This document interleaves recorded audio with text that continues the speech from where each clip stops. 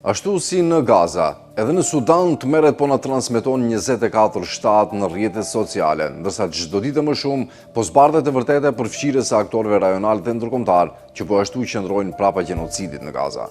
Ditë më parë, grupi militant sudanez RSF ekzekutoi masakrën më të tmerrshme të 2 viteve luftime në këtë vend. Në qytetin El Fasher, ky grup që gëzon mbështetje të plotë nga Emiratet e Bashkuara Arabe, vrau më shumë se 2000 civil vetëm për 2 ditë. E çfarë kërkojnë Emiratet në Sudan dhe pse duhet mbështetur një grup të armatosur që po mbjell terror mbi popullatën civile?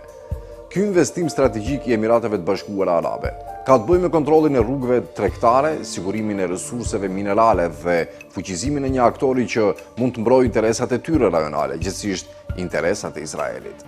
Kuptohet, nuk ka mundësi që Izraeli të jetë jashtë këtyre merreve. Roli i Izraelit megjithëse më i fshehtë është po aq strategjik.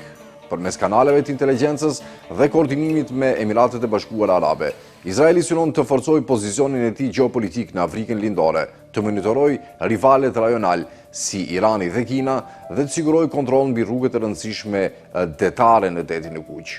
Kjo përfshirje fshet, kur kombinohet me mbështetjen e Emirateve të Bashkuara Arabe, i ka dhënë milicisë RSF një avantazh të jashtëzakonshëm në fushë betejë, duke lehtësuar kryerjen e masakrave, zhvendosjeve detyruara dhe shkeljeve të drejtave të njerëzit.